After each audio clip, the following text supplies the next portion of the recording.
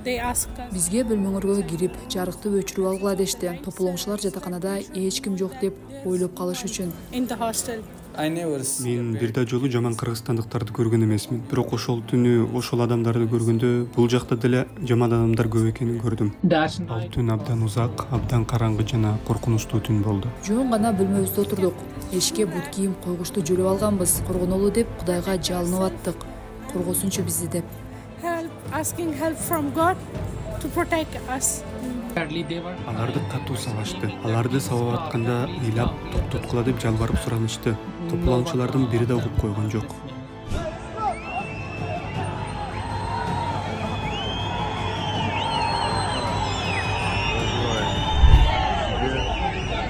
Милиция, сотрудники ГАИ. 18 майга караган түнү Бишкекте этникалык мүнөздөгү башаламандык болгон. Ага катышкандар чет өлкөлүктөр жашаган жерлерге чогулуп, алардын баалуу буюмдарын тартып алып, сабап тополоң кылышкан. Кол салуулар бир эле учурда бир нече жерде болгон. Алардын бири 7 апрель көчөсүндөгү VIP хостел. Ал жакка тополоңчулар эшик-терезелерди талкалап киришкен. Бул кыздар жашаган тараптын экинчи кабаты. Бул жерде өзүңөр көрүп тургандай ар бир эшик талкаланган. Бул биринчи бөлмө, экинчи бөлмө, үчүнчү бөлмө, төртүнчү бөлмө. Кээ бир кыздардыкы баары талкаланган. Малайка, Айша, Бубини көрө аласыз. Бул ысымдар мусулман аттары. Өзүңөр көрүп турасыңар. Бул чындап эле кыздардын бөлмөсү. Ал жакта азыр кыздар бар. Бирок алар көрүнүүнү каалабагандыктан биз аларды көрсөтө албайбыз. Муну тартып алсаңар болот. Ошолор сындырып кетишкен. Карасаңар, бул бөлмөнү да тамтыгын чыгарып кетишкен. Медфактын студенти Имран да ушул жатаканада турат. Ошол түнү бактыга жараша жабыркаган эмес, бирок башка студенттер, ал тургай мугалимдер кыйла эле жаракат алган. Жабыркагандар тууралуу расмий 41 адам экени белгилүү. Бирок студенттердин билдирүүлөрүнө караганда, айрымдар жатаканадан чыккандан коркуп, медиктерге кайрылышкан эмес. Бул биздин мугалимдердин бөлмөсү. Алар бизди маанилүү сынактарга даярдашат. Алар Пакистандан атайын биз үчүн келишкен. Алар да биздин айыбыздан жабыркап калды. Демек, алар биз үчүн иштешет. Алар бизди Пакистандагы сынактан өткөнгө окутуп, даярдап жатышат. Бирок бул жакта жабыркагандар көп эле болду, көп болду. Себеби менен чогуу окуган балдардын бири чалып, аны сабап кетишкенин, кабыргасы менен далы жагы сынганын айтты. Анан эртең сени менен жашаган жергиликтүү менен келе аласыңбы? Сураныч, мени университетке алып барчы. Билет алышым керек болуп атат. Визага арыз бергим келип жатат. Үйгө кетишим үчүн. Өзүмдү начар сезип атам. Оору баскан дарыларды ичип араң отурам. Ооруканага бара албай жатам деп айтты.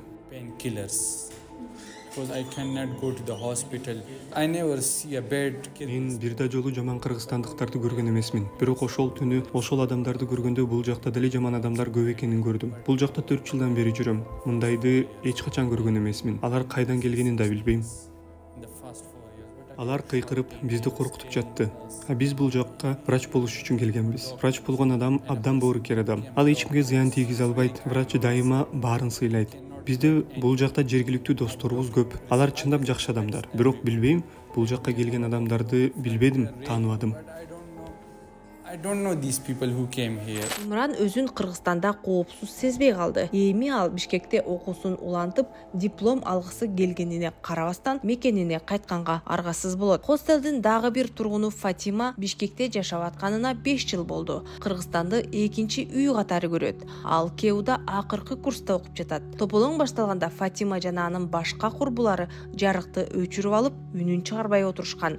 Алар ушундай караңгы болсо да кирип келип кол саларын билген жокпуз. Ошондуктан бизге бөлмөңөргө кирип жарыкты өчүрүп алгыла дешкен да. Тополоңчулар жатаканада эч ким жок деп ойлоп калыш үчүн. Алар кыйкырынып, андан кийин тосмонун баарын сындырып эле ичкери кирип келишти.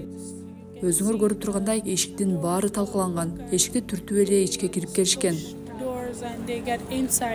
Ал тургай милиция көп эле болчу. Алар деле жөн гана туруп беришти бул жерде. Бирок тополоңчулар жатаканада кыздардын да бөлмөлөрүнө киришти. Алар асылып же дагы башка бир нерсеге кылышкан жок. Болгону кыздарды коркутуп, аларга кыйкырышты. Ал эми балдарды көрүп же таап алышса, аларга жинин чыгарып жатышты. Биз жөн гана бөлмөбүздө турдук. Эшикке бут кийим койгучту жөлөп алганбыз. Коргонолу деп Кудайга жалынып аттык. Коргосунчу бизди деп. Asking help from God to protect us.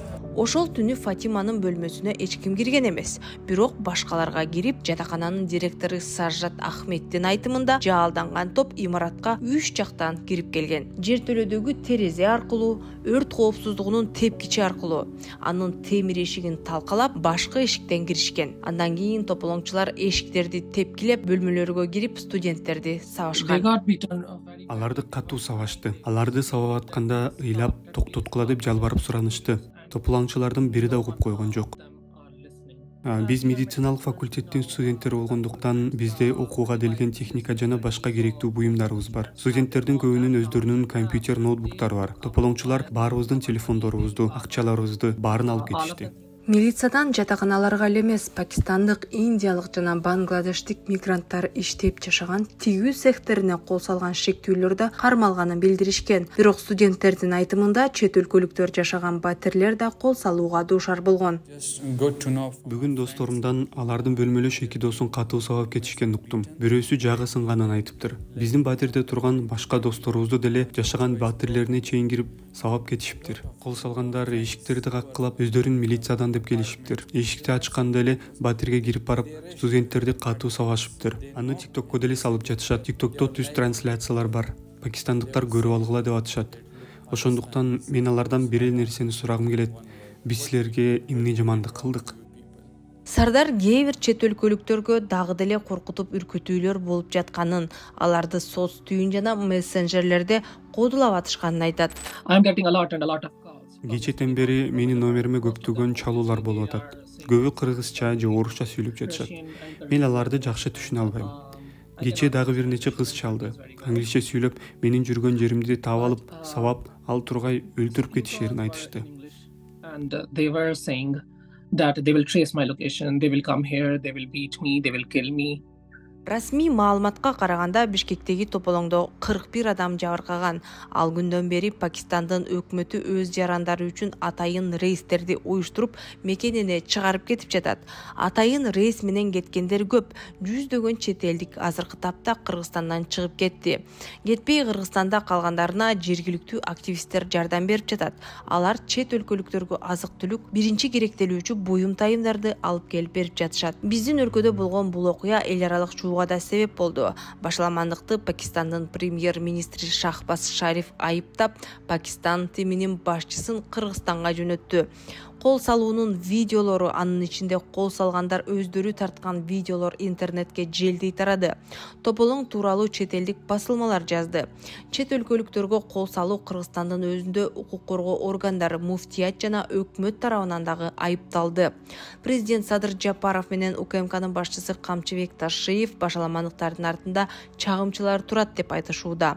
Ошол эле кезде президент кийинкисинде тополоңдор болсо катуу чаралар көрүлөрүн, Ташиев мыйзамсыз миграцияга каршы күрөшүүнү уадалаган. Ал эми министрлер кабинетинин башчысынын орун басары Идил Пайсалов Кеунун жатаканасына барып, студенттердин алдында окуя үчүн кечирим сурап, күнөөлүүлөр сөзсүз жазага тартылат деп уада кылган. Ички иштер министрлиги бейбаштык, массалык башаламандык тоноо, карактоо жана улуттук кастыкты козутуу беренелери менен 5 кылмыш ишин козгогон. Милиция 10дон ашык шектүүнү кармаган. Милиционерлердин өзүнө чара көрүлгөн. 20 кызматкер тартип жоопкерчилигине тартылган. Алардын 10 кызматынан ажыраган.